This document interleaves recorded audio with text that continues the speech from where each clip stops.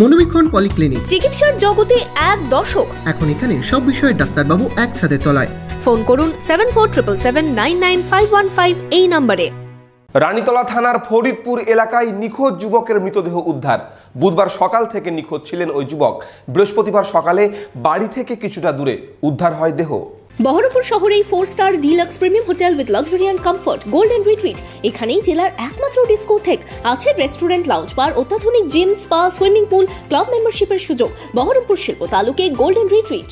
একদিন নিখোঁজ থাকার পর যুবকের মৃতদেহ উদ্ধারের ঘটনায় চাঞ্চল্য ছড়ালো রানীতলা থানার ফরিদপুর এলাকায়।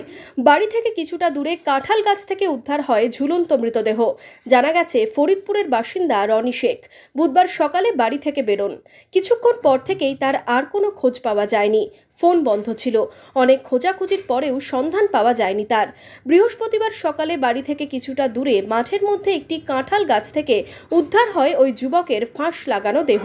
কাল সকালে গেছে, যাওয়ার পর 9টা বাজছে, ফোন করছি, বললো ঠিক আছে বউ, আমি অমুক জায়গায় এক জায়গায় আসছি। তারপরে থেকে আবার ফোন করছি, আর ফোন লাগে না, খালি সুইচ অফ।